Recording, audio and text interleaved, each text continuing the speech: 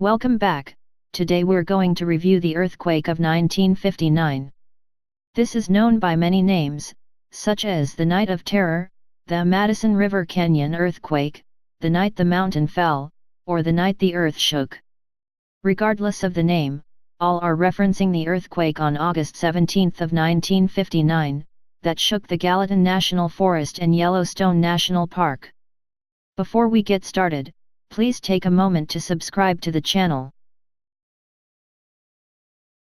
At 11:37 p.m. on August 17, 1959, a massive earthquake shook the Hebgen Lake area in the Madison Range in southwest Montana. The Hebgen Lake Earthquake, more commonly known as the Madison River Canyon Earthquake, measured 7.3 to 7.5 on the Richter scale, and was the largest earthquake in the Rocky Mountains at that time. The first shock was felt as far away as the Pacific coast westward, and east to North Dakota. The earthquake originated in the Intermountain Seismic Belt, a seismically active region that spans from northwest Montana to the Wasatch Mountains of Utah.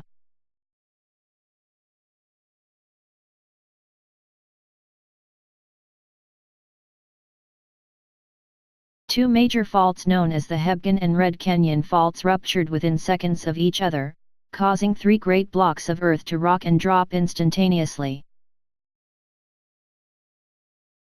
Two of these blocks tipped up, causing Hebgen Lake to roll 19 feet northward, resulting in a giant wave known to geologists as a seiche.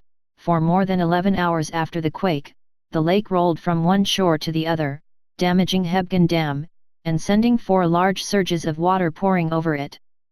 The quake's epicenter, a point on the surface directly above where an earthquake originated, was located at a depth of 11 kilometers beneath Hebgen Lake.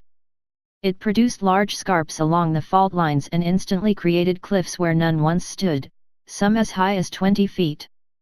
The two largest, the Red Canyon and Hebgen Fault scarps, extend more than 14 miles each. These scarps can still be viewed today. The best example can be found at Cabin Creek near the Hebgen Dam. Smaller scarps shot across highways and split roads throughout the area. Several large sections of Highway 287 dropped into Hebgen Lake, making escape perilous for survivors and delaying rescue efforts. The biggest event occurred as the earthquake shook the Madison Range, causing a massive landslide at the mouth of the Madison River Canyon.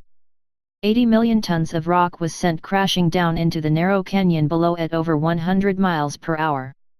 In less than a minute, the slide had blocked the Madison River and formed Earthquake Lake. Survivors said it looked like the whole mountain had fallen on them. Buried beneath the rock slide, at the bottom were vacationing campers and tourists at a Forest Service campground. Some survivors were trapped, while others drowned from surging waters. In all, there were 28 victims of the quake. 19 are most likely still buried beneath the slide. Soon after the event, Forest Service smoke jumpers parachuted into the area to set up communications and give immediate assistance.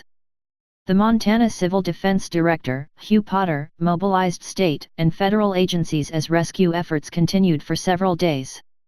The injured were flown out by Air Force and Forest Service helicopters. The Madison River Canyon earthquake was felt in an 8-state area, and surface damage extended from the Old Faithful Geyser in Yellowstone National Park, west nearly 50 miles. Effects from the quake were even observed in water wells as far away as Puerto Rico. In Bozeman, bricks shook loose from Montana Hall, on the Montana State College campus, and chimney tops of homes along South Wilson Avenue.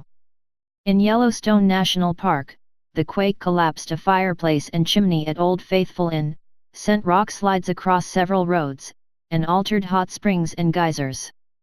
After the quake, the average interval between eruptions of Old Faithful Geyser increased by a few minutes. To prevent water backing up behind the slide in the newly formed, and named Earthquake Lake from eroding, the natural dam and flooding Ennis, a channel was cut through the slide to start the Madison River flowing again. When will the next large earthquake occur in Yellowstone? Earthquakes cannot be predicted yet, but modern surveillance conducted with seismographs, instruments that measure earthquake locations and magnitudes, along with Global Positioning System or GPS instruments that measure slow ground movements, help scientists understand the state of stress in the Earth's crust that could trigger earthquakes as well as magma movement. Thanks for watching. Please subscribe, like, and share.